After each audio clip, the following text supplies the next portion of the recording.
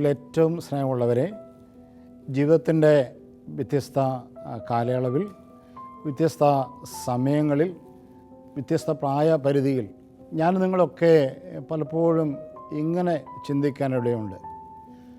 എൻ്റെ ജീവിതത്തിൻ്റെ മുൻപിലുള്ള എല്ലാ വഴികളും വാതിലുകളും അടഞ്ഞിരിക്കുന്നു. ഒരു വഴി തുറക്കുന്നില്ലല്ലോ എന്ന ഭാരത്താൽ ഇരിക്കുന്നവരാണ് ഏറെ പേരും. ഒരു ബിസിനസ്സിൻ്റെ വഴി, കുടുംബത്തിലൊരു സ്നേഹത്തിൻ്റെ വഴി തുറന്നു കിട്ടുന്ന സാഹചര്യം, ഇങ്ങനെ വ്യത്യസ്ത മാനങ്ങളിൽ ഞാനും നിങ്ങൾ പലപ്പോഴും ചിന്തിക്കാറുണ്ട്, ഒരു വഴി തുറന്നു കിട്ടിയിരുന്നെങ്കിൽ. അങ്ങനെ ചിന്തിക്കുന്നവർ ധാരാളം കണ്ടുമുട്ടാറുണ്ട്. ചിലർ ഇങ്ങനെ നിരാശപ്പെടുകയാണ്, എൻ്റെ ജീവിതത്തിൻ്റെ മുമ്പിലെ വഴികളെല്ലാം അടഞ്ഞു പോയല്ലോ, ഇനി ഒരിക്കലും എനിക്ക് പ്രതീക്ഷിക്കാൻ വകയില്ല, ഒരു പുതുവഴി എനിക്ക് ഒരിക്കലും ഇനി തുറന്നു വരികയില്ല. അങ്ങനെ ചിന്തിക്കുന്നവരെ നാം ധാരാളമായി കണ്ടുമുട്ടുന്നു. ഒരുപക്ഷേ ഇന്ന് ഈ വചനം ശ്രദ്ധിക്കുമ്പോൾ നീയും ഞാനും ഇങ്ങനെയൊരു സാഹചര്യത്തിലാണോ? എന്നാൽ വഴി തുറക്കുന്നവനായ കർത്താവ് അവൻ ഇന്നും ജീവിക്കുക. ആ ഒരു അവബോധം, ആ ഒരു വിശ്വാസം സ്നേഹമുള്ളവരെ നമ്മുടെ ഉള്ളിൽ വരുമ്പോൾ തന്നെ നമ്മൾ പ്രത്യാശ കൊണ്ട് നിറയും. കാരണം വഴി തുറക്കാൻ, മാനവകുലത്തിന് വഴി തുറക്കാൻ വേണ്ടി സ്വർഗം വിട്ടിറങ്ങിയവനാണ് നമ്മുടെ തമ്പുരാൻ. ആ തമ്പുരാൻ ഇന്ന് നമ്മുടെ കൂടെ ജീവിക്കുക. നമ്മളൊരിക്കലും കാണാത്ത, ഒരിക്കലും അറിയാത്ത വഴികൾ നമുക്ക് വേണ്ടി തുറന്നു തരാൻ ഈ ദൈവം നമ്മുടെ ഉള്ളിൽ, നമ്മുടെ കൂടെ ജീവിക്കുക. പക്ഷേ ഒരു കാര്യം, ഒരു ധ്യാനം നമ്മൾ സ്വീകരിക്കേണ്ടത് അത്യാവശ്യമാണ്. എന്തുകൊണ്ട്? അനേകം തവണ നമ്മൾ പ്രാർത്ഥിച്ചിട്ടും, അനേകം ധ്യാനങ്ങൾ കൂടിയിട്ടും, അനേകം ഉപദേശങ്ങൾ സ്വീകരിച്ചിട്ടും, നാളുകളായ വ്യത്യസ്ത പ്രാർത്ഥനാ രീതികൾ നമ്മൾ അവലംബിച്ചിട്ടും നമ്മുടെ മുമ്പിൽ നാം ആഗ്രഹിക്കുന്ന പോലുള്ള വഴി തുറന്നു വരുന്നില്ല. വിശുദ്ധ ബൈബിളിലേക്ക് നമ്മൾ ശ്രദ്ധിച്ചാൽ ഇപ്രകാരം നമുക്ക് കാണാൻ സാധിക്കും. അതിനൊരു ആൻസർ ബൈബിൾ നമുക്ക് തരുന്നു. സുഭാഷിതങ്ങളുടെ പുസ്തകത്തിൻ്റെ 3-ാം അധ്യായം 5-ാം തിരുവചനത്തിലാണ് ആ മനോഹരമായ വചനം കിടക്കുന്നത്. ഇപ്രകാരം വചനം നമ്മോട് പറയുന്നു, കർത്താവിൽ പൂർണ്ണ ഹൃദയത്തോടെ വിശ്വാസം അർപ്പിക്കുക, സ്വന്തം ബുദ്ധിയെ ആശ്രയിക്കരുത്. 2 കാര്യങ്ങൾ സ്നേഹമുള്ളവരെ വളരെ ശ്രദ്ധേയമാണ്. കർത്താവിൽ പൂർണ്ണ ഹൃദയത്തോടെ വിശ്വാസം അർപ്പിക്കുക. ഹൃദയം കൊണ്ടുള്ള വിശ്വാസം. എൻ്റെ കർത്താവ് എൻ്റെ ഈ സാഹചര്യത്തിൽ, എൻ്റെ പ്രതികൂലങ്ങളിൽ, എൻ്റെ ബിസിനസ്സിൻ്റെ മേഖലകളിൽ, എൻ്റെ ജോലി മേഖലയിൽ, ജീവിതത്തിൻ്റെ സമസ്ത മേഖലയിൽ ഞാൻ എവിടെയെല്ലാം ഭയപ്പെട്ടും അരക്ഷിതനായി നിൽക്കുന്നോ അവിടെയെല്ലാം വഴി തുറക്കാൻ എൻ്റെ ദൈവം വിശ്വസ്തനാണെന്ന് ഞാൻ നിങ്ങൾ വിശ്വസിക്കണം. അത് കർത്താവിൽ പൂർണ്ണ ഹൃദയത്തോടെ വിശ്വാസം അർപ്പിക്കുക. 2 വചനം പറയുന്നു, നിൻ്റെ ബുദ്ധിയെ ആശ്രയിക്കരുത്. അനേകർക്ക് ഈ വഴി തുറന്ന് തരുമ്പോൾ, ദൈവം വഴി തുറന്നു തരുമ്പോൾ അത് കാണാൻ കഴിയാത്ത വിധത്തിൽ അവരുടെ ബുദ്ധി അവരോട് ഇങ്ങനെ സംസാരിക്കും. ഇനി ഒരിക്കലും നിൻ്റെ ഈ രോഗത്തിൽ ഒരു സൗഖ്യം നിനക്ക് വരത്തില്ല. നിൻ്റെ ഈ തകർന്ന കുടുംബ പശ്ചാത്തലം ഒരിക്കലും അനുഗ്രഹീതമായി തീരുകയില്ല. നിൻ്റെ വഴിതെറ്റിയ മക്കൾ ഒരിക്കലും അനുഗ്രഹത്തിലേക്ക് വരത്തില്ല. തകർന്ന നിൻ്റെ സാമ്പത്തിക മേഖലകൾ ഇനി ഒരിക്കലും പുനരുദ്ധരിക്കപ്പെടുകയില്ല. അങ്ങനെ ജീവിതത്തിൻ്റെ വ്യത്യസ്തങ്ങളായ നാനാ വശങ്ങളിലേക്ക് നമ്മുടെ ബുദ്ധിയുടെ ആലോചന കടന്നു പോകുമ്പോൾ നമുക്ക് കർത്താവ് തുറന്നു തരുന്ന വഴി കണ്ടുമുട്ടുവാനോ അനുഭവിക്കാനോ അതിലൂടെ മുന്നേറാനോ കഴിയാത്ത അനുഭവത്തിലെത്തി നിൽക്കുക. ഇവിടെ വചനം തുടർന്ന് പറയുകയാണ്, നിൻ്റെ എല്ലാ പ്രവൃത്തികളും ദൈവ വിചാരത്തോടെ ആകട്ടെ, അവിടുന്ന് നിനക്ക് വഴിതെളിച്ചു തരും. ഒരുപക്ഷേ ഇന്ന് ഈ വചനം കേൾക്കുമ്പോൾ ജോലിയില്ലാത്തതിൻ്റെ, കോവിഡ് മഹാമാരി കഴിഞ്ഞ് സാമ്പത്തിക മേഖലകളെല്ലാം തകർന്നു, എല്ലാം അങ്ങനെ ചിന്തിക്കുന്ന ഒരു അവസ്ഥയിലാണോ നിൻ്റെ ജീവിതം? ജോലിയെല്ലാം നഷ്ടപ്പെട്ടു, ഉള്ളത് വരുമാനമില്ല, കാർഷിക വിളകൾക്ക് യാതൊരു മെച്ചം ലഭിക്കുന്നില്ല. ഇങ്ങനെയൊക്കെയുള്ള ആലോചന ഭാരമേറിയ നിൻ്റെ ജീവിതത്തിലുണ്ടോ? കർത്താവ് പറയുകയാണ്, നിൻ്റെ പ്രവൃത്തികളെല്ലാം ദൈവ വിചാരത്തോടെ ആയാൽ ദൈവം എനിക്കത് ചെയ്തു തരും, ദൈവം എനിക്ക് വഴി തുറക്കുമെന്ന് നീ വിശ്വസിച്ചാൽ, കർത്താവിൻ്റെ വചനം പറയുന്നു, സ്വന്തം ബുദ്ധി ആശ്രയിക്കാതെ എല്ലാ പ്രവൃത്തി ദൈവവിചാരത്തോടെ ആയാൽ നിനക്ക് ദൈവം വഴി തെളിക്കും. കാരണം വഴി തെളിച്ചു തരാൻ വേണ്ടി ആണ് അവിടുന്ന് സ്വർഗം വിട്ട ഭൂമിയിലേക്ക് ഇറങ്ങി വന്നത്. അത് ഇഹലോകത്തിലെ ജീവിത സാഹചര്യങ്ങളിലാണ്. പരലോകത്തിലേക്ക് നിത്യതയിലേക്കുള്ള വഴി തുറക്കാൻ വേണ്ടിയാണ് യേശുനാഥൻ വന്നത്. നിങ്ങൾ വായിച്ചു യോഹന്നാൻ്റെ സുവിശേഷം 14-ാം അധ്യായത്തിൽ ഇങ്ങനെ മനോഹരമായൊരു വചനം കിടക്കുന്നു. 14:6 യേശു പറഞ്ഞു, ഞാനാണ് വഴിയും സത്യവും ജീവനും, എന്നിലൂടെ അല്ലാതെ ആരും പിതാവിൻ്റെ അടുക്കലേക്ക് വരുന്നില്ല. അവിടെ നിത്യതയുടെ ഒരു വെളിപാട് ആ വചനത്തിൽ മറഞ്ഞു കിടക്കുകയാണ്. നോക്കുക, ഇന്ന് അനേകർ നിത്യതയിലേക്കുള്ള വഴി തേടി അനേകം കുറുക്ക് വഴികളിൽ സഞ്ചരിക്കുന്നവരുണ്ട്, അനേകം ഇടങ്ങളിൽ പോകുന്നവരുണ്ട്. എന്നാൽ ഒരേ ഒരു വഴി, വിശുദ്ധ വേദപുസ്തകം നമ്മളെ പഠിപ്പിക്കുന്ന ഒരേ ഒരു വഴി യോഹന്നാൻ 14:6 യേശു പറഞ്ഞതാണ്, ഞാനാണ് വഴിയും സത്യവും ജീവനും. ആകയാൽ സ്നേഹമുള്ളവരെ, ഈ വഴി തുറന്നു തരാൻ വേണ്ടി തന്നെയാണ് ദൈവജനത്തിൻ്റെ ഇടയിലേക്ക് മനുഷ്യാവതരണം ചെയ്തവനായ യേശു കടന്നു വന്നത്. അപ്പോൾ ഓർക്കണമേ, ഇന്ന് ധാരാളം പ്രതികൂലങ്ങളുടെ മുമ്പിൽ നിൽക്കുന്ന ഒരു ജീവിത അനുഭവമാണോ, ഒരു ജീവിത പശ്ചാത്തലമാണോ നിനക്കുള്ളത്, നിൻ്റെ കുടുംബത്തിനുള്ളത്? വിശ്വസിക്കുക, പൂർണ്ണ ഹൃദയത്തോടെ ആശ്രയിക്കുക. എൻ്റെ കർത്താവിന് എനിക്കിവിടെ ഒരു വഴി തുറന്നു തരാൻ കഴിയും, എന്നെ മാനിക്കാൻ കഴിയും, എന്നെ ഉയർത്താൻ കഴിയുമെന്ന ആഴമായ വിശ്വാസത്തിൽ നീ അവനിൽ ആശ്രയിച്ചാൽ വീണ്ടും നീ അനുഗ്രഹത്തിൻ്റെ വഴിയിലേക്ക് പ്രവേശിക്കും. സ്നേഹമുള്ളവരെ, നമ്മുടെയൊക്കെ വിശ്വാസയാത്രക്കിടയിൽ പലപ്പോഴും നമുക്ക് വിശ്വാസമുണ്ട്, പ്രാർത്ഥനയുണ്ട്, പലപ്പോഴും ശക്തമായ ദൈവാനുഭവത്തിൻ്റെ ഉടമകളാണ് ഞാനും നിങ്ങളും. എന്നാൽ ചില സന്നിഗ്ധ ഘട്ടങ്ങളിൽ, ചില പ്രതികൂലങ്ങളിൽ, ചില തകർച്ചയുടെ മുമ്പിൽ, ജീവിതം കൈവിട്ടു തോന്നുന്ന യാഥാർത്ഥ്യങ്ങളുടെ മുമ്പിൽ പലപ്പോഴും നമ്മുടെ ഈ വിശ്വാസത്തിൻ്റെ ദർശനം നഷ്ടപ്പെടുമ്പോൾ, കൈമോശം വരുമ്പോൾ എല്ലാം അടഞ്ഞുവെന്ന് തോന്നാറുണ്ട്. ഒരുപക്ഷെ ഈ വചനം കേൾക്കുമ്പോൾ അങ്ങനെയുള്ള ഒരു വിശ്വാസ അനുഭവത്തിൻ്റെ പശ്ചാത്തലത്തിൽ നിന്ന് ഇപ്പോൾ ആ പ്രതികൂലങ്ങളുടെ മുമ്പിൽ പകച്ചു നിൽക്കുന്ന ഒരു അനുഭവമാണോ നിനക്കുള്ളത്? പ്രിയപ്പെട്ടവരെ, ഇത് നമ്മുടെ ഒരു അനുഭവം മാത്രമല്ല. ദൈവജനം ഇന്നലകളിൽ കടന്നു വന്നത് വിശുദ്ധ ഗ്രന്ഥം ഇപ്രകാരം നമ്മെ പഠിപ്പിക്കുന്നു. പുറപ്പാടിൻ്റെ പുസ്തകം 14-ാം അധ്യായം, നിങ്ങൾക്കൊക്കെ അറിയാവുന്ന ഒരു ധ്യാനം അതിലുണ്ട്. നിങ്ങൾ അനേകം തവണ ഈ വചനം വായിച്ചിട്ടുണ്ടാകാം. അവിടെ കാണാൻ സാധിക്കും, ദൈവം അതിശയകരമായ അത്ഭുതങ്ങൾ ചെയ്ത് മോശ എന്ന തൻ്റെ പ്രവാചകനിലൂടെ ദൈവജനത്തെ വിടുവിച്ച് കൊണ്ടുവരികയാണ്. അവരാഹ്ലാദത്തോടെ യാത്ര ആരംഭിച്ചു. സ്തോത്ര ഗീതങ്ങൾ ഉണ്ടായിരുന്നിരിക്കാം, ആരാധന ഉണ്ടായിരുന്നിരിക്കാം. ഇന്ന് ഞാനും നിങ്ങൾ എത്തി നിൽക്കുന്ന പോലെ ധ്യാനം കൂടി പ്രാർത്ഥനാനുഭവത്തിൽ വന്നു, ആരാധനയിൽ പങ്കെടുത്തു, വിശ്വാസ അനുഷ്ഠാനങ്ങളെല്ലാം ചെയ്ത് വന്നതുപോലെയുള്ള ഒരു പശ്ചാത്തലം ദൈവജനത്തിൻ്റെ ഇടയിൽ അന്നുണ്ടായിരുന്നു. അവർ ദൈവത്തെ കണ്ടു. മോശയുടെ പ്രവർത്തികളിലൂടെ, മോശയുടെ കരങ്ങളിലൂടെ ദൈവം പ്രവർത്തിച്ച അത്ഭുതങ്ങളിലൂടെ അവർ ദൈവത്തെ അനുഭവിച്ചു.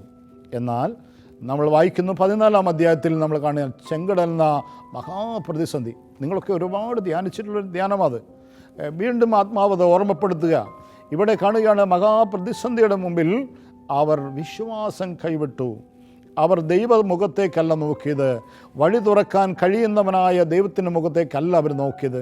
അവർ ആകെ ചിന്തിച്ചു, അവർ നിലവിളിക്കാൻ തുടങ്ങി, തങ്ങളുടെ ജീവിതം അവസാനിക്കാൻ പോകുന്നു. മുൻപിൽ ചെങ്കടൽ, പുറകിൽ ഫറവോയുടെ സൈന്യം. ഇങ്ങനെയാണ് വചനം രേഖപ്പെടുത്തി വെച്ചിരിക്കുന്നത്. ഫറവോ തങ്ങളെ സമീപിക്കുമ്പോൾ അവർ ശിരസ്സുയർത്തി നോക്കി. പ്രിയമുള്ളവരെ, ഒരു പ്രതിസന്ധിയുടെ മുമ്പിൽ വഴി അടഞ്ഞു നിൽക്കുമ്പോൾ ഒരു വിശ്വാസ സമൂഹം, ഒരു വിശ്വാസി, ഒരു കുടുംബം, അവൻ്റെ ദൃഷ്ടി അവൻ്റെ ദൈവത്തിലേക്കാകണം. ഇന്നലകളിൽ നമ്മളെ നടത്തിയ ദൈവം എത്രയോ മനോഹരമാണ്. പ്രിയപ്പെട്ടവരെ, ഇന്നലകളിൽ നിങ്ങളെ ഓരോരുത്തരും നടത്തിയ ദൈവത്തിൻ്റെ പ്രവൃത്തി നിങ്ങളൊന്ന് തിരിഞ്ഞു നോക്കുകയും, അത്ഭുതങ്ങൾ നിൻ്റെ കുഞ്ഞിൻ്റെ രോഗാവസ്ഥയിൽ പ്രവർത്തിച്ച ദൈവം, അവൻ ഇന്ന് മരിച്ചുപോയോ, അവൻ ഇന്നും ജീവിക്കുന്നില്ലേ? ഇന്നലകളിൽ നിൻ്റെ കുടുംബ പ്രതികൂലങ്ങൾ ഇറങ്ങി വന്ന ദൈവം, നിൻ്റെ കുടുംബത്തിലെ നിയോഗങ്ങൾ ഇറങ്ങി വന്ന ദൈവം, ആ ദൈവത്തെ ഒന്ന് തിരിഞ്ഞു നോക്കിയാൽ മതി, ആ വിശ്വാസം ഉണർത്തിയാൽ മതി. ആ ദൈവത്തിൻ്റെ വഴി തുറക്കുന്ന പ്രവൃത്തി നിൻ്റെ ജീവിതത്തിൽ കാണാൻ കഴിയും. ഇന്ന് പലപ്പോഴും വിശ്വാസയാത്രക്കിടയിൽ ഒരുപാട് ധ്യാനങ്ങൾ കൂടിയിട്ടും പ്രാർത്ഥനാനുഭവത്തിലൊക്കെ ആയിരുന്നിട്ടും അങ്ങനെ സമൂഹം നമ്മളെക്കുറിച്ച് കരുതുമ്പോഴും ഞാനും നിങ്ങളും വഴി അടഞ്ഞുവെന്ന് ചിന്തിക്കുന്ന ഒരു അവസ്ഥയിലാണോ? ഇപ്രകാരം മോശയിലൂടെ 14-ാം അധ്യായത്തിൽ പുറപ്പാട് 14 ദൈവജനത്തോട് ദൈവം സംസാരിച്ചു. നിങ്ങൾ ശാന്തരായിരുന്നാൽ മതി, ദൈവം നിങ്ങൾക്ക് വേണ്ടി യുദ്ധം ചെയ്യും. പ്രിയപ്പെട്ടവരെ, എന്തിനാണ് ദൈവം എനിക്ക് നിങ്ങൾക്ക് വേണ്ടി യുദ്ധം ചെയ്യുന്നത്? വഴി തുറക്കാൻ, അത്ഭുതകരമായി നീ ഇന്നേ വരെ കാണാത്ത വഴി തുറക്കാൻ ഈ ദൈവം നിനക്ക് വേണ്ടി എനിക്ക് വേണ്ടി യുദ്ധം ചെയ്യും. നിനക്കൊന്ന് വിശ്വസിക്കാമോ? നിൻ്റെ രോഗം എന്ത് മാത്രം വലുതാകട്ടെ, നിൻ്റെ ഞെരുക്കം ആകട്ടെ, കോടികളുടെ കടബാധ്യത നിനക്കുണ്ടാകാം, നിൻ്റെ ഭവനം പണി തുടങ്ങിയിട്ട് മുന്നോട്ട് കൊണ്ടുപോകാൻ കഴിയാത്ത വിധത്തിൽ ഞെരുക്കവും ബുദ്ധിമുട്ടും നിനക്ക് അനുഭവിക്കുന്നുണ്ടാകാം. എങ്കിലും നീ ഒന്ന് വിശ്വസിച്ചേ, ഇന്നലകളിൽ നിൻ്റെ ജീവിതത്തിൽ ഇടപെട്ട ദൈവം, നിനക്ക് വേണ്ടി വഴി തുറന്നവനായ ദൈവം ഇന്നും അവൻ ജീവിക്കുകയില്ലേ? അവൻ്റെ കരങ്ങൾ കുറുകിപ്പോയിട്ടുണ്ടോ? അവൻ എനിക്കും നിനക്കും വേണ്ടി പ്രവർത്തിക്കാൻ ശക്തനല്ലേ? സ്നേഹമുള്ളവരെ, സ്നേഹത്തോടെ അവനിലൊന്ന് വിശ്വസിക്കാൻ കഴിഞ്ഞാൽ അതിശയകരമായ അത്ഭുതകരമായ ദൈവത്തിൻ്റെ വഴി തുറക്കുന്ന പ്രവൃത്തി നിൻ്റെ ജീവിതത്തിൽ വെളിപ്പെടും. ഇതാ, ഇന്നേ വരെ ദൈവജനം കാണാത്ത, ലോകം കാണാത്ത അതിശയകരമായ വഴി ദൈവം തൻ്റെ ജനത്തിനു വേണ്ടി തുറന്നു. ആ ദൈവം ഇന്നും നമ്മുടെ കൂടെ സഞ്ചരിക്കുക. അതുകൊണ്ട് ഭയപ്പെടരുത്, ഭാരപ്പെടരുത്. തമ്പുരാൻ്റെ മുഖത്തേക്ക് നിൻ്റെ ദൃഷ്ടി ഉയർത്തുക, നിൻ്റെ കരങ്ങൾ ഉയർത്തുക. നീ ആയിരിക്കുന്ന അവസ്ഥകളിൽ എൻ്റെ ദൈവമേ എനിക്ക് വഴി തുറക്കണമേ. വഴി തുറക്കുന്നവൻ തൻ്റെ കരം ചലിപ്പിക്കാൻ തുടങ്ങും. ഇന്ന് ഈ വചനം കേട്ടുകൊണ്ടിരിക്കുമ്പോൾ ആരുടെയൊക്കെയോ ജീവിതത്തിൽ കർത്താവ് ഇറങ്ങി പ്രവർത്തിക്കാൻ തുടങ്ങിയിരിക്കുന്നു. അതൊന്ന് വിശ്വസിക്കാൻ കഴിയുമോ? നിൻ്റെ ജീവിതത്തിൽ ഇന്ന് അടഞ്ഞ വഴികളുടെ മുമ്പിലേക്ക് എൻ്റെ ദൈവം ഇറങ്ങി വരികയാണ്. എൻ്റെ ദൈവം ഇറങ്ങി വരുമെന്ന് നീ ഹൃദയത്തിലൊന്ന് വിശ്വസിച്ചേ. അപ്രകാരം സംഭവിക്കുന്നത് അനുഭവിച്ചറിയാൻ നിനക്ക് കഴിയും. സ്നേഹമുള്ളവരെ, വീണ്ടും നമ്മൾ കാണാൻ സാധിക്കും ധാരാളം മനോഹരമായ വചനങ്ങൾ വഴി തുറക്കുന്നവനായ ദൈവത്തിൻ്റെ പ്രവൃത്തിയെ വിവരിക്കുന്നത് വിശുദ്ധ വേദപുസ്തകത്തിൽ നാം കാണുന്നു. 105-ാം സങ്കീർത്തനത്തിൽ ഒരു മനോഹരമായ വചനം കിടക്കുന്നു. അതിൻ്റെ 5 മുതൽ 7 വരെ തിരുവചനത്തിലാണ് അത് കാണുന്നത്. അവിടെ ഇങ്ങനെയാണ് പറയുന്നത്: വാസയോഗ്യമായ സ്ഥലത്തേക്കുള്ള വഴി കാണാതെ അവർ മരുഭൂമിയിൽ അലഞ്ഞു നടന്നു, വിശന്നും ദാഹിച്ചും അവർ വലഞ്ഞു. സ്നേഹമുള്ളവരെ, ദൈവജനത്തിൻ്റെ പുറപ്പാട് അനുഭവത്തിലേക്ക് വരുന്ന ജനത്തെക്കുറിച്ച് സങ്കീർത്തൻ കുറിച്ച് വെച്ച വചനമാണ്. അവിടെ ഇങ്ങനെയാണ്: വാസയോഗ്യമായ സ്ഥലം. 2 തലം അതിലുണ്ട്. ഒന്ന് നിത്യതയാകുന്ന വാസസ്ഥലം, 2 ഇഹലോകത്തിൽ ദൈവം നമുക്ക് നൽകിയ വാഗ്ദാനങ്ങൾ. ഈ വാഗ്ദാനത്തിലേക്ക് എത്തിപ്പെടാൻ കഴിയാത്ത വിധത്തിൽ ദൈവജനം മരുഭൂമിയിൽ അലഞ്ഞു. അല്ലെങ്കിൽ ഞാനും നിങ്ങളുമാകുന്ന മരുഭൂമി യാഥാർത്ഥ്യങ്ങൾ, അതൊരു മരുഭൂമി അനുഭവമാണ്. എന്താണ് സ്നേഹമുള്ളവരെ മരുഭൂമി? മരുഭൂമിയിലെ കാലാവസ്ഥയെക്കുറിച്ച് നിങ്ങൾക്കറിയാം. രാത്രിയിൽ അതിശൈത്യം, പകൽ അതിചൂട്. ഒരു തണൽ വൃക്ഷമില്ല. മരുഭൂമിയിൽ ഒരിക്കലും ഒരു തണൽ വൃക്ഷം കാണാറില്ല. ദാഹിച്ചു വലഞ്ഞാൽ അല്പം ദാഹം തീർക്കാൻ ഒരു ജലം കിട്ടുന്ന ഇടം വളരെ വിരളം. മരിപ്പച്ച പോലെ ഒരു സ്ഥലം കണ്ടെത്തിയാൽ അതുമാത്രമാണ് അവിടെ ദാഹം തീർക്കാനുള്ളത്. 1000 പേർ 10,000 പേർ ഒരുമിച്ച് മരുഭൂമിയിലൂടെ നടന്നു കഴിഞ്ഞാൽ ഒരു കാറ്റടിച്ചു കഴിയും നടന്ന ആ പാത അപ്രത്യക്ഷമാകും. എന്ന് പറഞ്ഞാൽ ഈ മരുഭൂമി, ഇതേപോലുള്ള മരുഭൂമി അനുഭവത്തിലൂടെ മനുഷ്യകുലം കടന്നു പോകുന്നു. ഞാനും നിങ്ങൾ കടന്നു പോകാറുണ്ട്. എന്താണ് എൻ്റെ നിങ്ങളുടെ മരുഭൂമി?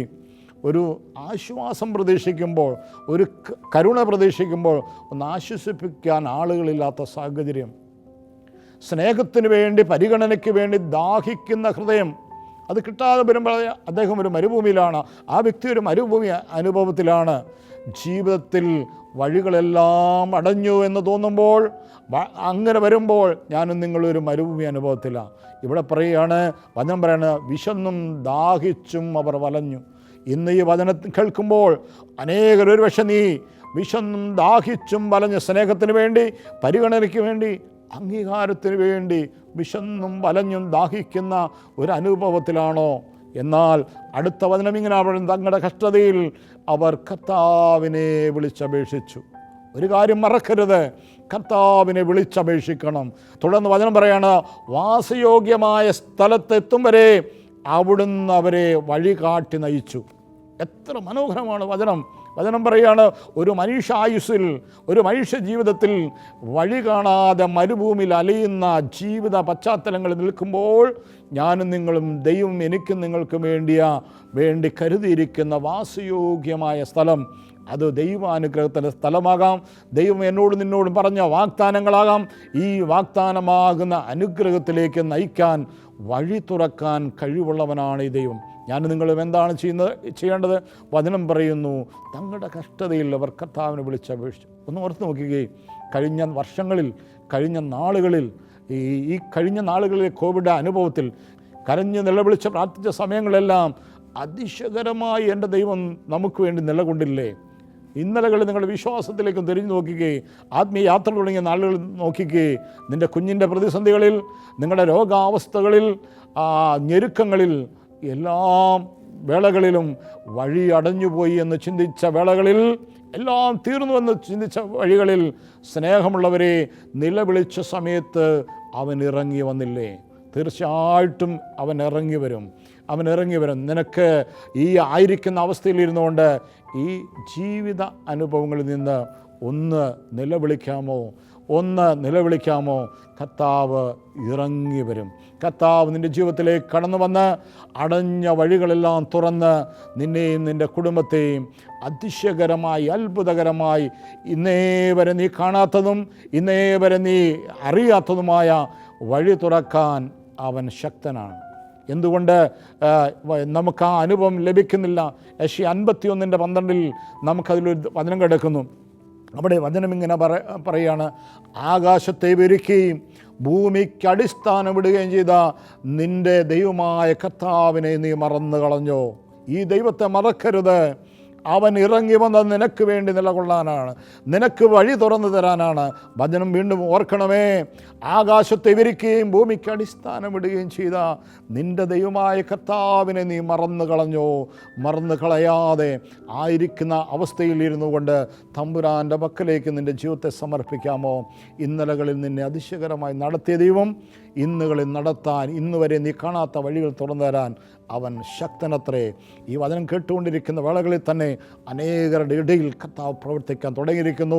അനേകം വഴികൾ തുറന്ന് ദൈവം നിന്നെ അതിശയകരമായി മാനിക്കാൻ തിരുമനസ്സാകുന്നു. നമുക്കൊരു നിമിഷം പ്രാർത്ഥിക്കാം.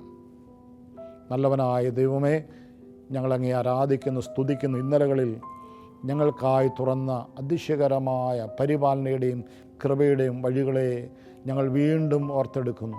നല്ല ദൈവമേ, വീണ്ടും ഈ ജീവിതാനുഭവങ്ങളുടെ പശ്ചാത്തലത്തിൽ നിന്നുകൊണ്ട് ഞാൻ അങ്ങേ വിളിക്കുന്നു. അതിശയകരമായ വഴി തുറക്കുന്ന അങ്ങയുടെ കരം വീണ്ടും എനിക്ക് വേണ്ടി ചലിപ്പിക്കണമേ. ആമേൻ.